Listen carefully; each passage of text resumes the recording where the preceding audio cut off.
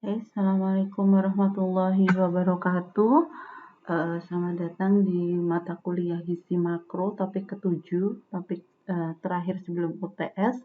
Dan seperti yang sudah disampaikan sebelumnya bahwa hari ini adalah topik lanjutan gitu ya dari minggu kemarin, masih tentang metabolisme lemak gitu. Kita akan masuk ke transportasi, absorpsi, dan nanti ke metabolisme lemak ya. Nah, hari ini ada 3 outline kita. Yang pertama absorpsi dan transportasi lemak, lalu metabolisme lemak dan lipogenesis, lalu ada juga pengaturan metabolisme lemak gitu ya. Nanti nggak hanya lipogenesis tapi juga ada lipodesis. Nah, sebelum kita masuk ke materi intinya, kita ingat kembali kemarin kita sudah mendiskusikan tentang Michel gitu dan ternyata banyak yang belum terlalu paham apa itu Michel. Jadi kita mengingat kembali di sesi ini hasil pencernaan lemak itu seperti orang yang tenggelam gitu ya. Jadi dia bukan tempat di mana dia bisa bergerak bebas sehingga dia geraknya jadi tidak beraturan gitu. Nah, sedangkan kita tahu bahwa hasil pencernaan lemak itu harus dibawa ke villi usus, ke sel enterosit supaya bisa diabsorpsi. Nah, itulah kenapa tubuh kita membentuk Michel untuk mengangkut hasil-hasil pencernaan lemak tersebut supaya bisa sampai ke lokasi di mana dia seharusnya diabsorpsi gitu ya. Nah, jadi yang di sini saya gambarkan ada orang yang tenggelam seperti hasil pencernaan lemak, lalu dia diangkut oleh Michel. Michel itu seperti kapal selam gitu ya, dia akan membawa hasil pencernaan lemak tersebut ke villi usus. Nah, setelah dibawa ke sel endotel villi usus, lalu akan dilepaskan, lalu diabsorpsi gitu ya. Jadi disampaikan ke tempat yang memang seharusnya dia berada gitu ya. Nah, setelah kita mengingat kembali tentang fungsi Michel, jadi kita tahu ya bahwa setelah dicerna, lemak itu ditangkap oleh Michel dan oleh Michel itu dibawa ke permukaan absorpsi di usus di sel-sel enterosit, lalu setelah itu dilepaskan. Nah, salah satu komponen dari Michel itu adalah adanya asam empedu gitu ya. Nah, di slide ini akan membahas setelah lemaknya dilepas, lalu asam empedu itu akan dibawa kemana gitu. Nah, asam empedu merupakan komponen getah empedu yang disintesis dari kolesterol gitu ya. Dia menjadi komponen dari baik dari apa itu Michel dan juga saat proses emulsifikasi gitu ya. Nah, setelah lemak diabsorpsi, asam empedu akan yang pertama dia dibuang melalui feses dalam jumlah yang sangat kecil atau direabsorpsi dan dikembalikan ke hati melalui jalur enterohepatik. Jadi ada yang dia masih di usus lalu terbuang melalui usus melalui feses tapi jumlahnya sangat kecil dan ada juga yang dia ikut terabsorpsi dan dikembalikan ke hati melalui jalur enterohepatik gitu ya. Nah, gangguan pengeluaran asam empedu, misalnya batu empedu, radang kantung empedu sehingga pengeluaran getah empedu itu terganggu, itu akan mengganggu proses pencernaan lemak.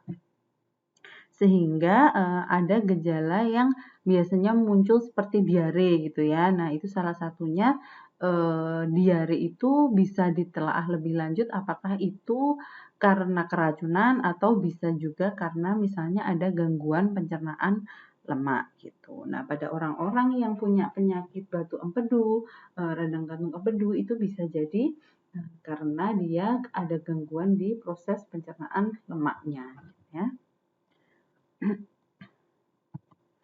Nah, setelah kemarin kita belajar tentang pencernaan lemak, sekarang kita akan masuk ke bab selanjutnya yaitu absorpsi lemak. ini diulang lagi supaya ingat. Jadi absorpsi lemak dimulai dengan misel yang membawa molekul hasil pencernaan lemak di usus, meliputi asam lemak, gliserol, kolesterol, dan lain-lain, ke permukaan sel enterosit usus untuk diabsorpsi. Nah, di sel enterosit usus itu, kolesterol hanya terabsorpsi sekitar 30-40%-nya dan menurun dengan meningkatnya asupan serat. Itulah kenapa banyak ya kita lihat di televisi atau di internet sekarang bahwa ingin menurunkan kolesterol gitu, misalnya perbanyak makan sayur dan buah gitu. Nah, itu terkait dengan banyaknya asupan serat yang kita makan. Semakin banyak asupan serat yang kita makan, itu kolesterol yang diserap oleh usus itu jumlahnya akan semakin sedikit. Nah, absorpsi dilakukan dalam dua jenis transport. Yang paling umum adalah dengan difusi pasif, yaitu jika konsentrasi lemak di luar sel lebih tinggi daripada di dalam enterosit. Jadi di permukaan di usus itu tersedia banyak sekali lemak gitu ya, yang konsentrasinya lebih tinggi daripada di dalam sel enterosit. Nah, itulah kenapa bisa terjadi difusi pasif karena perbedaan konsentrasi. Nah, tapi ada juga yang dimediasi oleh protein. Jika konsentrasi lemak di luar sel tidak cukup banyak untuk melakukan difusi pasif, tapi tubuh butuh gitu ya, sehingga tubuh memfasilitasi dengan mediasi oleh protein. Tapi ini pada kasus-kasus tertentu saja. Secara umum penyerapan lemak di usus itu terjadi dengan cara difusi pasif. Nah, tentang misel yang membawa hasil pencernaan lemak, ini kemarin kita sudah lihat ya gambarnya. Jadi dia diantar ke mikrofili usus gitu. Nah, setelah kita lihat lebih dekat, nah mikrofili usus itu ternyata terdiri dari berbagai jenis sel gitu ya. Nah, seperti ini. Lalu kalau kita lihat di sini sebagian besarnya adalah enterosit, yang mana di sini keterangannya adalah memang dia fungsinya adalah absorptif. Jadi memang enterosit itu fungsinya sebagai tempat untuk absorpsi gitu ya. Nah, ada beberapa sel-sel yang lain tapi dia tidak sebanyak jumlah enterosit gitu. Oke, kita lanjut. Nah, setelah diabsorpsi, dia dalam retikulum endoplasma sel, monogliserida dan asam lemak teresterifikasi membentuk trigliserida. Jadi kalau di luar di usus sebelum diserap itu trigliserida dipecah. Nah, sekarang ketika sudah masuk ke sel enterosit, dia dibentuk lagi menjadi trigliserida gitu ya, sehingga nantinya transportasi itu biasanya transportasi lemak itu biasanya diangkut dalam bentuk trigliserida gitu ya. Nah, yang ketiga, kilomikron mulai terbentuk di lumen retikulum endoplasma dan setelah matur akan melewati badan Golgi untuk kemudian dilepaskan melalui bagian basal enterosit. Jadi di dalam sel enterosit itu kan ada retikulum endoplasmanya. Nah, di lumen retikulum endoplasma itu kilomikron mulai pertama kali terbentuk. Lalu setelah dia dibentuk, dia akan dibawa ke badan Golgi untuk maturasi, jadi mematangkan. Lalu setelah itu dilepaskan melalui bagian basal enterosit. Jadi bagian bawahnya ini ya. Ini bisa dilihat di gambar bahwa kilomikronnya itu lalu keluar dari sel enterosit gitu ya. Bulat-bulat ini. Lalu kilomikron selanjutnya masuk ke dalam lakteal, dalam sistem limfatik untuk selanjutnya menuju vena cava. Jadi setelah itu dia akan masuk ke aliran darah gitu ya. Baik, selanjutnya kita akan membahas lebih lanjut tentang lipoprotein. Jadi kemarin kan kita sudah bahas sekilas gitu ya, ada jenisnya ada 7, tapi memang belum kita bahas karena seperti yang saya sampaikan, saya akan menjelaskan itu ketika sudah masuk fase kita membahas tentang transportasi lemak supaya lebih mudah memahami gitu ya. Jadi yang pertama kita belajar tentang apa itu kilomikron. Kilomikron adalah lipoprotein yang diproduksi oleh sel enterosit jejunum. Jadi sel enterosit usus halus, lalu sebagian besar berisi trigliserida dari makanan. Jadi kilomikron itu kan tadi waktu absorpsi itu kan dia ditangkap ya, trigliseridanya ditangkap lalu menghasilkan kilomikron. Merupakan partikel berdensitas rendah yang terdiri atas lemak netral utamanya trigliserida, ester kolesterol dalam jumlah kecil, dan dibungkus oleh cangkang lemak amfipatik yaitu fosfolipid dan kolesterol serta alipoprotein B48. Nah, ini gambarnya kita bisa lihat ya. Kilomikron itu di bagian dalamnya itu isinya adalah trigliserida gitu ya yang paling banyak, lalu ada juga ester kolesterol dalam jumlah kecil, lalu di kulitnya yang membungkus itu ada fosfolipid, ada juga kolesterol, lalu juga ada alipoprotein B48 ini di sini. Jadi ada beberapa jenis alipoprotein, tapi biasanya yang disebutkan hanya yang B48. Lanjut. Nah, setelah diserap, lemak akan ditransportasikan untuk digunakan atau disimpan kelebihannya melalui aliran darah tadi ya. Jadi kilomikron itu akan membawa lemak ditransportasikan ke aliran darah. Lemak ditransportasikan oleh lipoprotein dan meliputi hasil absorpsi yaitu lemak eksogen dan juga lemak hasil sintesis oleh tubuh yaitu lemak endogen. Jadi masih ingat ya bahwa beberapa lemak itu bisa disintesis secara mandiri oleh tubuh kita gitu. Jadi transportasi lemak itu juga terbagi menjadi dua, yang dia itu dari makanan atau yang dia dari hasil sintesis lemak oleh tubuh manusia sendiri. Kadar lemak dalam darah bervariasi tergantung pada usia, jenis kelamin, genetik, dan pola makan. Nah, pola makan itu jelas pengaruh ya seberapa banyak kita makan dan apakah itu tinggi lemak atau enggak, itu akan sangat mempengaruhi profil lemak kita. Makanan tinggi lemak diabsorpsi lebih lama daripada makanan yang rendah lemak gitu. Jadi karena dia banyak, ternyata malah justru penyerapannya itu lebih lama daripada yang rendah lemak. Nah, ini yang pertama kita akan membahas transportasi lemak eksogen dulu. Ingat, eksogen, ekso itu berarti dari luar, berarti itu dari makanan. Jadi, transportasi lemak eksogen adalah transportasi lemak yang didapatkan dari hasil pencernaan makanan.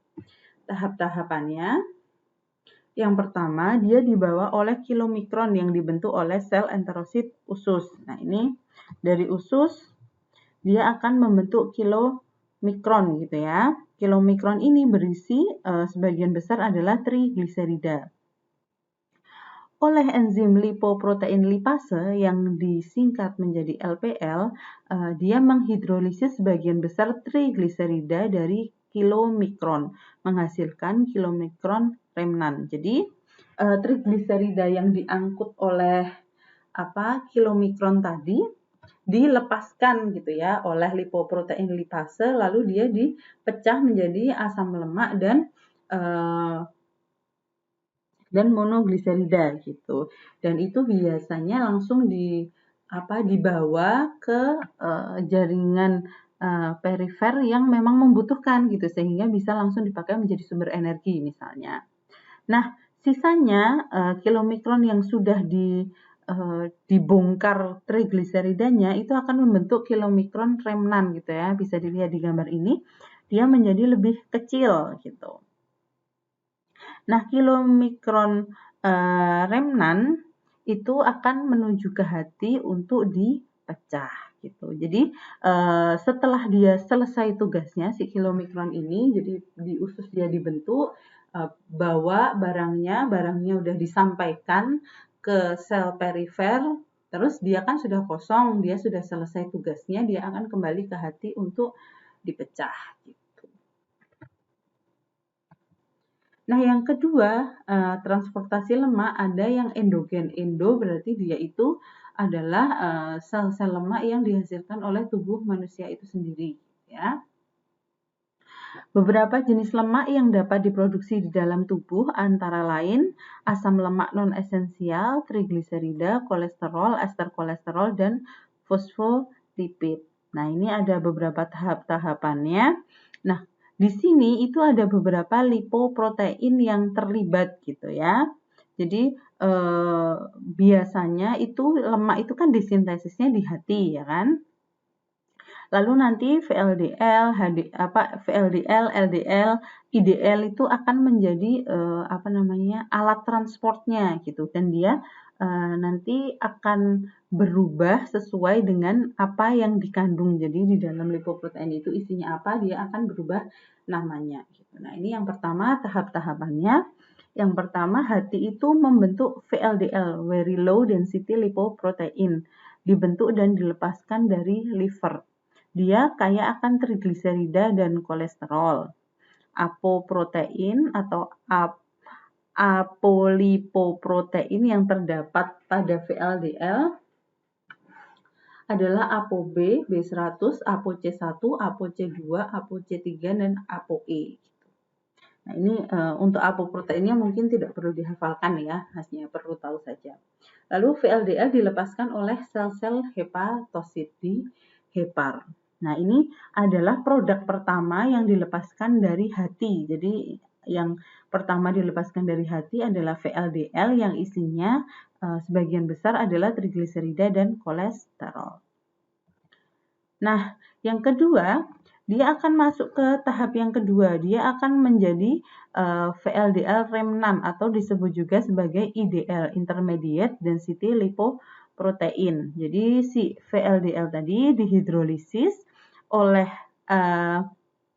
enzim yang sama, lipoprotein lipase, melepaskan asam lemak bebas dan monogliserida. Lalu dia akan diantarkan ke jaringan perifer.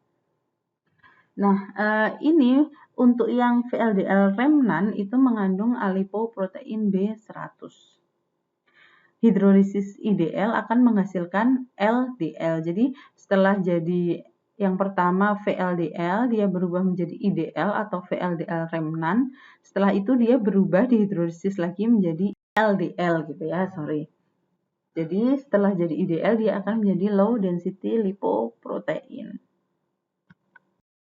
Pada transportasi lemak endogen yang ketiga adalah dalam bentuk LDL. Jadi LDL adalah lipoprotein yang kaya akan kolesterol sekitar 45%, densitasnya rendah. Kadar LDL berdensitas rendah memiliki hubungan terhadap kadar trigliserida yang tinggi, kadar HDL yang rendah, obesitas, dan diabetes tipe 2.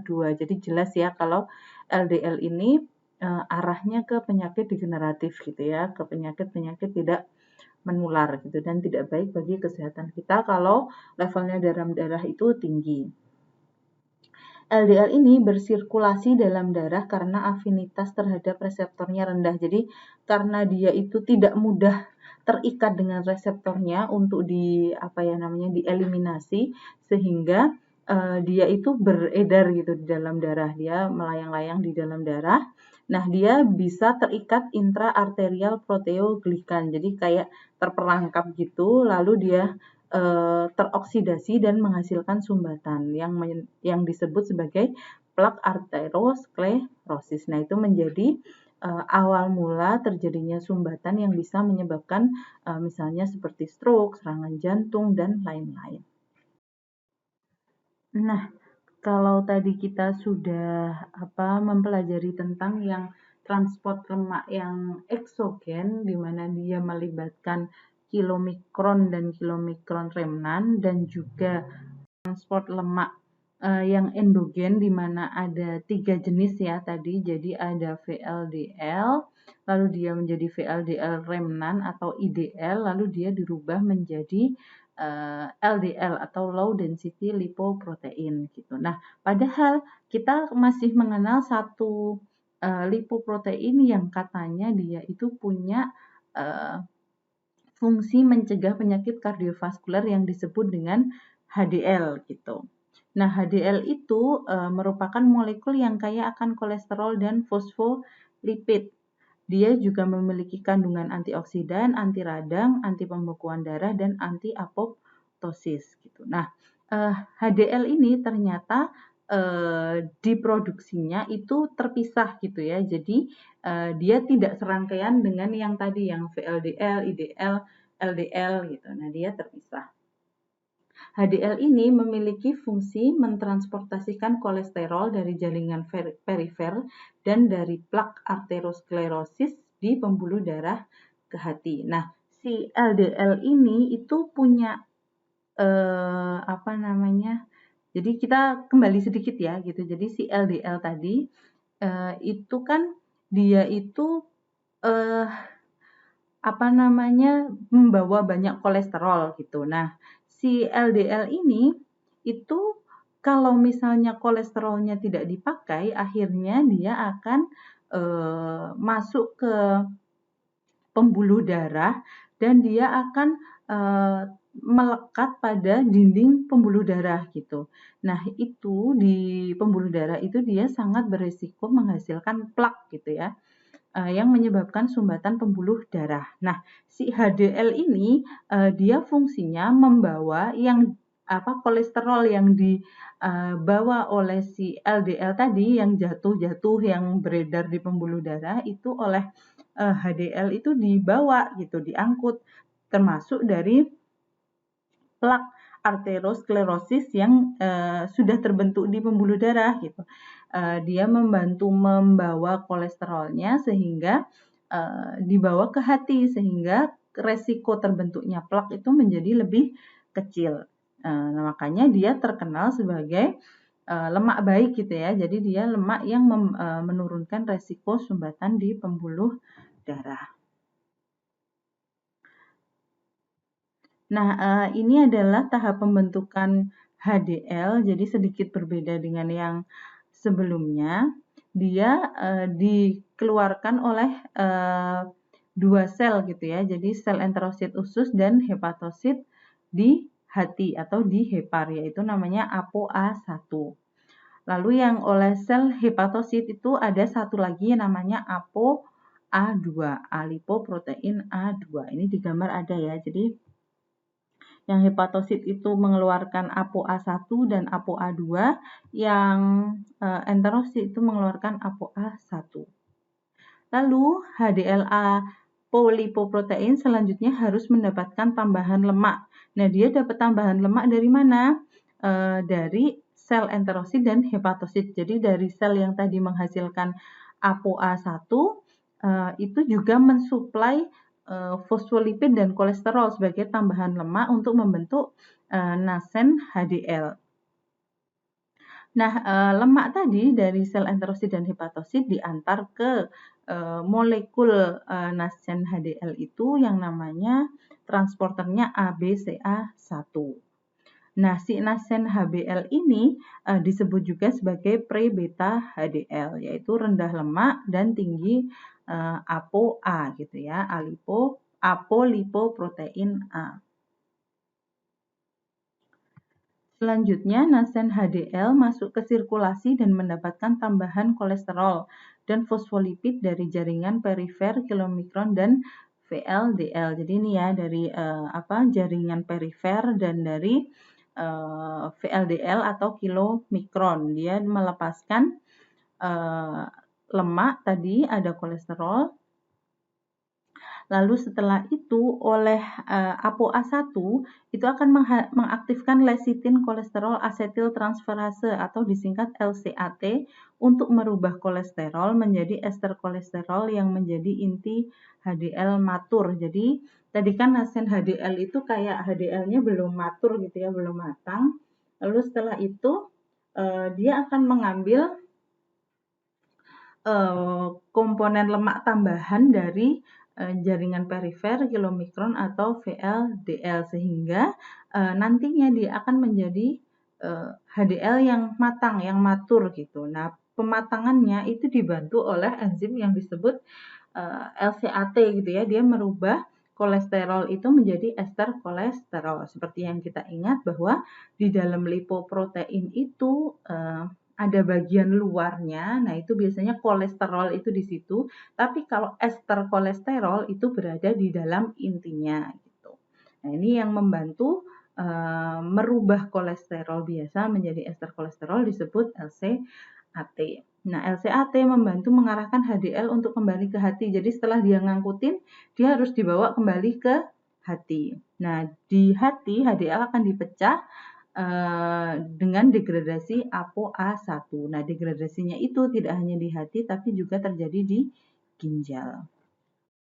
Oke, jadi ini adalah slide yang merupakan rangkuman dari semua yang telah kita pelajari di awal tadi. Jadi gambaran besar transportasi lemak gitu ya. Jadi di sini ada beberapa organ yang utama dalam transportasi lemak. Jadi ada usus, ada hati dan juga ada pembuluh darah gitu ya. Dimana tadi yang kilomikron itu dibuat di sel enterosit usus. Setelah itu hati itu juga punya banyak peran gitu ya. Salah satunya menghasilkan VLDL. Dia juga nanti memecah kilomikron remnan yang sudah selesai tugasnya. Lalu dia juga nanti menghasilkan HDL dan lain-lain gitu ya. Lalu juga ada pembuluh darah, di mana di dalam pembuluh darah itu lipoprotein yang terbentuk itu beredar untuk mengedarkan, untuk mengantarkan lemak ke jaringan-jaringan yang membutuhkan gitu ya. Jadi dia akan dihidrolisis selama perjalanannya dan melepaskan asam lemak dan monogliserida, yang mana asam lemak dan monogliseridanya akan masuk ke dalam sel dan digunakan salah satunya sebagai sumber energi. Nah, selama perjalanannya nanti lipoprotein ini akan berubah gitu ya, berubah namanya, berubah strukturnya, tergantung komponen apa yang paling banyak di dalam lipoprotein tersebut. Misalnya pada transport yang ini yang eksogen gitu ya, setelah masuk ke dalam usus, dia masuk ke pembuluh darah dalam bentuk kilomikron, dia banyak mengandung trigliserida. Setelah trigliserida itu oleh lipoprotein lipase dilepaskan, diambil ke sel, dia meninggalkan kilomikron remnan ya tadi ya. Lalu kilomikron remnan ini akan kembali ke hati. Nah, untuk yang endogen, jadi setelah VLDL ini dihasilkan dari dalam hati, dia menjadi IDL atau VLDL remnan, lalu berubah menjadi LDL. Nah, si HDL ini juga dihasilkan oleh hati. Nah, dia tugasnya apa? Bersihin kolesterol yang tadi dibawa oleh LDL gitu, sehingga dia berangkatnya itu kosong, pulangnya itu penuh dengan kolesterol. Itulah kenapa HDL itu kaya akan kolesterol. Tapi dia kolesterolnya itu bukan dia mengedarkan kolesterol, tapi dia yang mengangkut kolesterol untuk dibawa kembali ke dalam hati gitu ya. Semoga bisa dipahami gitu ya, karena memang banyak sekali prosesnya dan mungkin perlu waktu untuk memahami. Nah, ini ada satu struktur yang belum terbahas yang namanya lipoprotein A atau disingkat sebagai LPA gitu. Nah, kemarin sudah kita sempat singgung gitu ya di pertemuan sebelumnya, bahwa memang lipoprotein A ini terkait dengan resiko penyakit kardiovaskular yang tinggi karena dia proaterogenik. Jadi dia mendukung terjadinya sumbatan pada pembuluh darah gitu. Lipoprotein A ini ternyata strukturnya itu sangat mirip dengan LDL. Bedanya di sana ada apolipoprotein A yang terikat pada ApoB100 melalui jembatan bisulfit. Nah, bedanya dengan LDL di situ. Jadi di LDL itu tidak ada apolipoprotein A. Nah, lipoprotein A memiliki fungsi fisiologis dalam penyembuhan luka. Jadi sebenarnya dia ada itu ada gunanya gitu. Tapi dia memang penggunaannya itu nggak banyak gitu ya. Jadi hanya untuk penyembuhan luka, perbaikan jaringan, dan remodeling pembuluh darah kalau misalnya ada luka gitu. Nah, kalau dia jumlahnya banyak, dia meningkatkan resiko penyakit kardiovaskular karena intinya lipoprotein A itu sama dengan LDL gitu ya, dia banyak mengandung kolesterol gitu, yang mana kolesterol itu nanti bisa tertangkap di permukaan pembuluh darah dan akhirnya akan membentuk plak. Oke, lanjut. Nah, ini rangkumannya perbandingan antar jenis lipoprotein. Jadi kita lihat dari gambarnya di sini dulu. Kita lihat bahwa yang paling besar itu adalah kilomikron gitu ya. Kilomikron remnan itu sama VLDL ukurannya hampir sama. Lalu VLDL itu ketika dia mulai dihidrolisis itu mulai mengecil gitu ya, ada beberapa ukuran. Lalu VLDL remnan itu lebih kecil, lalu IDL lebih kecil lagi, lalu LDL itu lebih kecil, densitasnya rendah gitu ya. Ini bisa kita lihat densitasnya semakin rendah. Nah, ini lipoprotein A ada di sini. Nah, yang di atas garis batas ini adalah yang dia proaterogenik. Jadi dengan semakin tinggi kadarnya dalam darah, maka resiko penyakit degeneratif juga semakin tinggi. Nah, untuk HDL itu dia anti-aterogenik. Jadi dia mencegah terjadinya sumbatan gitu ya. Nah, ukurannya HDL itu ternyata lebih kecil daripada LDL. Bisa kita lihat, ini yang ke kanan ini diameternya semakin besar, yang ke atas ini densitasnya semakin tinggi. Jadi yang HDL itu densitasnya rendah dan diameternya juga rendah. Nah, yang ini yang kemarin di slide pertemuan sebelumnya sudah dijelaskan tentang jenis-jenis lipoprotein gitu ya. Jadi ini kilomikron yang banyak membawa trigliserida dan ester kolesterol, VLDL juga sama, trigliserida, ester kolesterol. Lalu yang IDL itu, yang VLDL sebagian sudah dihidrolisis. Lalu yang LDL itu banyak membawa ester kolesterol. Lalu yang ini yang HDL gitu ya. Jadi HDL itu isinya paling banyak adalah fosfolipid dan ester kolesterol. Ini bisa dilihat juga mayor lipidnya. Jadi lipid yang paling banyak terdapat dalam lipoprotein itu apa? Jadi kilomikron itu paling banyak trigliserida, yang remnan itu trigliserida dan kolesterol, VLDL itu trigliserida, IDL, HDL bisa dibaca ya satu-satu. Oke.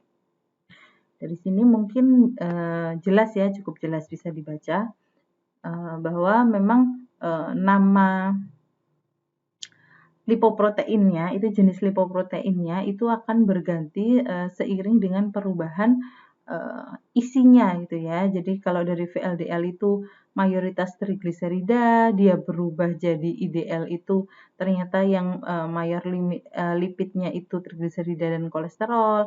Nah, kalau dia berubah lagi jadi LDL itu yang paling banyak kolesterol gitu. Jadi trigliseridanya sudah tidak ada di situ gitu ya, atau sangat sedikit. Nah, kalau HDL itu paling banyak adalah kolesterol dan fosfolipid. Selanjutnya kita akan masuk ke outline yang selanjutnya tentang metabolisme lemak dan lipogenesis. Ya, baik. Kita masuk ke metabolisme lemaknya ya. Jadi tadi kan sudah tahu bahwa dari makanan itu lemak akan dipecah gitu ya, dipecah. Setelah itu diserap ke dalam usus gitu ya, ke dalam sel-sel enterosit usus, lalu diedarkan ke sirkulasi gitu. Nah, hasil pemecahannya itu hasil pencernaan yang diabsorpsi dan ditransportasikan itu akan dibawa ke sel gitu, yang akan diproses untuk yang pertama dioksidasi untuk energi. Kita lihat ya. Jadi ada hasil dari asam lemak itu yang nanti masuk menjadi asetil-CoA lalu menjadi energi gitu ya melalui siklus asam sitrat. Lalu bisa juga dia kembali dirubah menjadi bentuk trigliserida sebagai cadangan lemak. Nah, ini kita bisa lihat ya. Jadi ini yang B di sini. lalu dirubah menjadi eikosanoid. Nah, ini nanti akan dijelaskan di biokimia gitu ya lebih lanjut. Lalu menjadi komponen membran sel. Nah, di sini.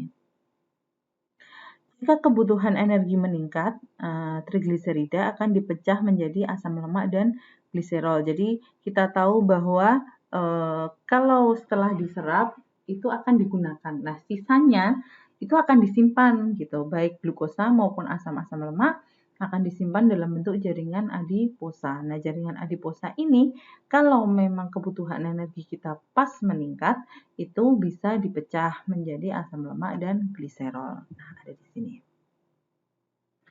Ya. Nah, di sini juga. Jadi lipolisis itu ada di bawah gitu ya. Kalau yang di atas itu dari pemecahan diet dari makanan, kalau lipolisis yang terjadi di dalam tubuh kita itu dari hasil pemecahan trigliserida simpanan di dalam tubuh kita. Nah, yang pertama kita mau mempelajari tentang lipolisis dulu, pemecahan jaringan adiposa. Nah, secara singkat, lipolisis itu bisa dilihat gambarnya di atas gitu ya. Dari trigliserida dia akan melepaskan gliserol dan melepaskan asam-asam lemak. Jadi ini hasil akhirnya itu adalah gliserol, dia selama perjalanannya melepaskan asam-asam lemak bebas gitu. Nah, sebelum kita mempelajari lebih lanjut, kita harus tahu bahwa jaringan adiposa tubuh kita terdiri atas sekitar 95% trigliserida yang melalui lipolisis dipecah menjadi asam lemak dan gliserol. Nah, ini di belakang 95% harusnya ada trigliserida ya, yang melalui lipolisis dipecah menjadi asam lemak dan gliserol. Nah, 3 enzim yang berperan dalam hidrolisis trigliserida itu adalah hormon sensitif lipase atau disingkat menjadi HSL. Ini di sini ya, HSL. Lalu adipose tissue specific trigliserida lipase atau ATGL, ini di sini.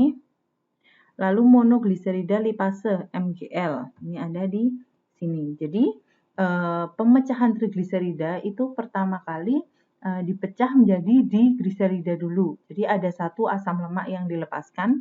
Nah, ini dikatalisis oleh ATGL dan juga HSL. Tapi dia lebih yang lebih utama yang ATGL gitu ya. Lalu yang digliserida itu oleh HSL juga akan dipecah menjadi monogliserida, melepaskan asam lemak bebas. Lalu dari monogliserida dia akan dipecah lagi menjadi gliserol dan melepaskan satu asam lemak. Nah, ini dikatalisis oleh enzim MGL monogliserid lipase. Nah, setelah menjadi asam lemak akan masuk ke dalam tahap oksidasi. Asam lemak dipecah di mitokondria melalui proses oksidasi dan dirubah menjadi asetil-CoA. Seperti kita sudah belajar ya, jadi semuanya yang masuk ke siklus Krebs itu harus dirubah menjadi asetil-CoA terlebih dahulu. Nah, tapi sayangnya oksidasi asam lemak dalam jumlah tinggi itu menyebabkan hati menghasilkan badan keton, yaitu asetoasetat, hidroksibutirat, dan aseton yang dalam jumlah besar dia itu bisa menyebabkan ketosis. Nah, ketosis ini dapat menyebabkan kematian gitu ya. Jadi pemecahan asam lemak dalam oksidasi asam lemak dalam jumlah besar itu juga ada resikonya terhadap tubuh kita gitu ya. Itulah kenapa oksidasi asam lemak itu sebenarnya cadangan aja kalau memang glukosa tubuh kita sudah tidak mencukupi itu dari makanan. Lalu ini yang kemarin kita sudah bahas ya tentang diet keto gitu. Kenapa diet keto itu berbahaya bagi kesehatan gitu? Karena pada level tertentu ketika otak itu membutuhkan glukosa, sedangkan tubuh tidak bisa menyediakan karena makanannya tinggi lemak dan dihasilkan banyak keton bodies gitu. Nah, itu bisa menyebabkan menjadi koma sampai kematian gitu ya. Jadi meskipun lemak itu bisa menjadi sumber energi, tapi itu menjadi cadangan gitu ya, bukan yang utama. Yang utama tetap dari glukosa. Nah, gangguan oksidasi asam lemak menyebabkan hipoglikemia yang disebabkan oleh defisiensi karnitin yang berperan dalam enzim oksidasi asam lemak, lalu juga racun, misal hipoglisin gitu. Jadi ada beberapa hal yang memang bisa menghambat oksidasi asam lemak. Nah, kalau asam lemak tidak bisa dikonversi, itu biasanya terjadi hipoglikemia gitu ya.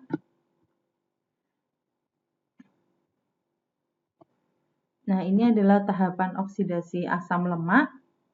Asam lemak dikonversi menjadi bentuk aktifnya. Jadi, bentuk aktif asam lemak adalah asil CoA yang dikatalisis oleh enzim asil CoA sintetase atau tiokinase. Jadi, ini di sini dari asam lemak bebas, dia dirubah menjadi bentuk aktifnya, yaitu asil CoA yang dikatalisis oleh enzim asil CoA sintetase yang mana dia berada di membran mitokondria yang luar gitu ya. Nah, asil CoA ini selanjutnya akan dirubah menjadi asil karnitin gitu ya, dengan bereaksi dengan karnitin. Kenapa harus dirubah menjadi asil karnitin? Karena dalam bentuk asil CoA itu tidak bisa masuk ke membran mitokondrial yang dalam gitu. Jadi dia harus dirubah menjadi asil karnitin dulu supaya bisa tembus membran dalamnya. Nah, dalam proses pemasukan asil karnitin ke dalam membran mitokondria yang dalam itu ada pertukaran dengan karnitin yang nanti reaksinya akan terus-terusan seperti ini gitu ya. Karnitin akan digunakan untuk merubah asil CoA menjadi asil karnitin, dan nanti asil karnitin masuk di sini digunakan untuk merubah asil karnitin akan dirubah kembali menjadi asil CoA, melepaskan karnitin. Nah, karnitin akan dilepaskan lagi gitu. Jadi ini berputar terus gitu ya. Jadi kita ulang sedikit supaya bisa lebih paham.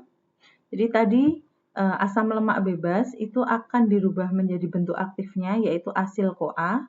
Asil CoA akan dirubah menjadi asil karnitin dengan bereaksi dengan karnitin. Kenapa? Kenapa harus dirubah menjadi asil karnitin? Karena zat ini yang bisa melewati membran dalam mitokondria gitu ya. Jadi kenapa harus dirubah? Alasannya itu.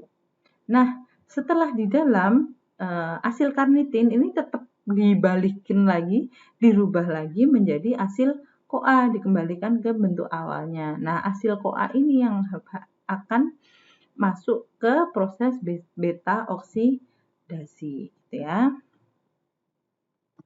Ini beta oksidasi asam lemak. Di sini saya tidak menjelaskan secara detail, jadi yang jelas adalah asil CoA ini akan dirubah menjadi asetil CoA yang nantinya akan masuk ke siklus asam sitrat gitu ya. Dalam prosesnya beta oksidasi ini menghasilkan FADH2 dan NADH dan 1 NADH. Jadi yang dihasilkan adalah 1 molekul FADH2 dan NADH. Asetil CoA selanjutnya masuk siklus asam sitrat. Nah, nomor 4 ini adalah penjelasan kenapa ketika oksidasi asam lemak itu tinggi, itu akan menyebabkan banyak terbentuk keton bodies gitu ya. Jadi dengan banyaknya asetil CoA yang terbentuk, tapi hati tidak mampu memetabolisme karena jumlahnya sangat banyak, akhirnya ada pemecahan lemak tidak lengkap. Jadi belum sempat masuk ke siklus asam sitrat karena jumlahnya sangat banyak, akhirnya dia bereaksi gitu ya menjadi pemecahan lemak tidak lengkap yang hasilnya itu membentuk badan keton. Nah, selanjutnya kita akan masuk ke lipogenesis atau pembentukan jaringan adiposa. Ya, jadi selanjutnya adalah pembentukan trigliserida di hati dan jaringan adiposa. Jadi pembentukan trigliserida itu tidak hanya di jaringan lemak gitu ya, tapi juga ada di hati dan beberapa organ lain. Jadi jaringan adiposa adalah tempat penyimpanan trigliserida utama dalam tubuh. Jadi walaupun ada beberapa tempat yang membentuk trigliserida, tapi yang paling utama adalah jaringan adiposa atau jaringan lemak bawah kulit gitu ya. Nah, dia dibentuk dari kelebihan intake glukosa atau lemak. Trigliserida dibentuk dari asil CoA dan gliserol 3-fosfat. Jadi kelebihan intake glukosa itu juga disimpan dalam bentuk jaringan adiposa, dalam bentuk trigliserida di jaringan adiposa, dan juga asam lemak bebas yang tidak terpakai, yang belum dibutuhkan, itu juga disimpan dalam bentuk trigliserida gitu ya. Jadi kita bisa lihat di gambar di sebelah ini, glukosa 6-fosfat itu akan dirubah menjadi asetil-CoA. Jika memang tidak dibutuhkan, dia akan dirubah menjadi asil CoA. Tadi ya, seperti yang proses sebelumnya. Nah, untuk bisa menjadi trigliserida, asil CoA ini harus bereaksi dengan gliserol 3-fosfat. Nah, gliserol 3-fosfat ini didapatkan dari mana? Dari hasil glikolisis. Jadi dari proses glikolisis dia bisa menghasilkan gliserol 3-fosfat yang nantinya akan bereaksi dengan hasil CoA melalui proses esterifikasi sehingga membentuk trigliserida.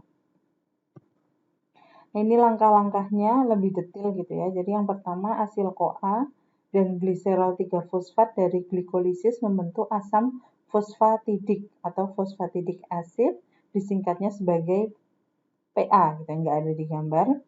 Lalu PA oleh fosfohidrolase atau enzim PAP2 dirubah menjadi diasil gliserol.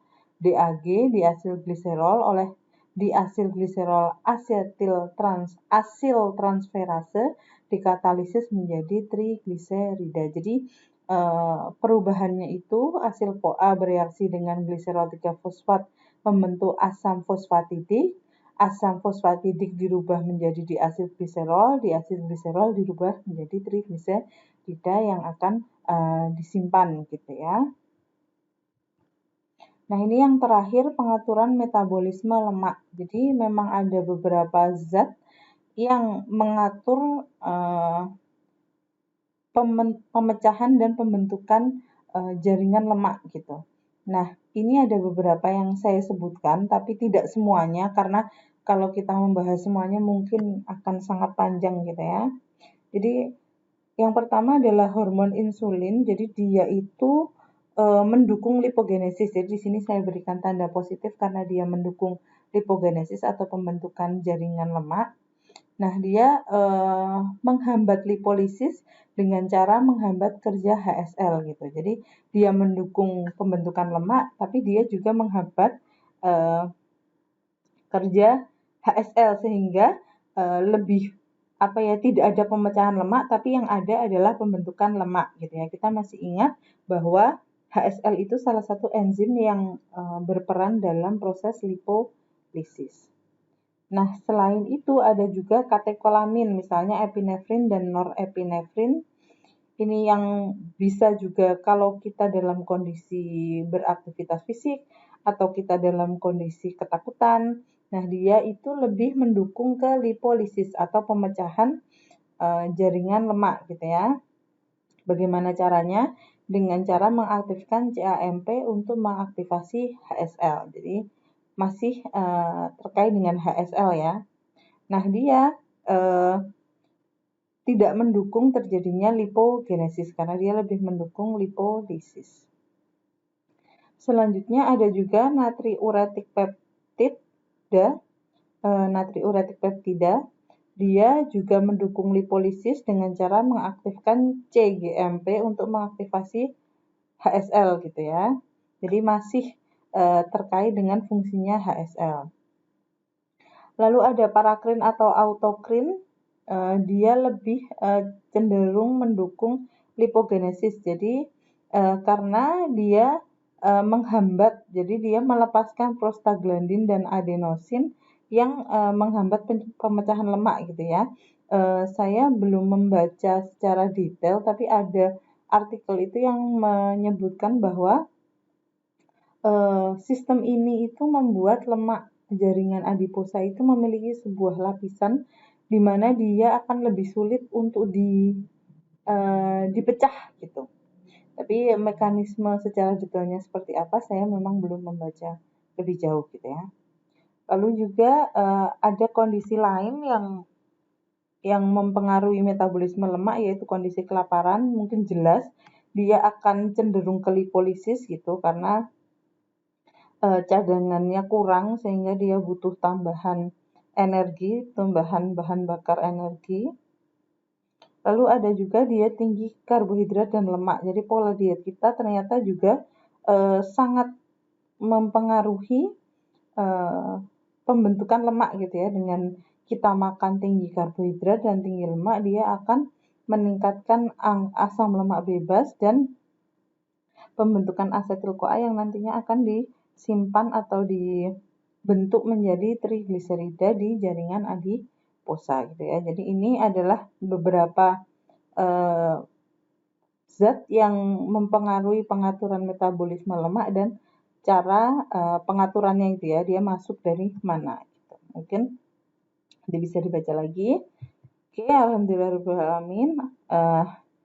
Ini sudah akhir dari materi saya hari ini. Saya mendoakan yang terbaik untuk teman-teman supaya mid semesternya bisa sukses gitu ya. Semoga bisa belajar dengan baik dan mengerjakan dengan baik. Baik, saya tutup. Billahi taufiq wal hidayah.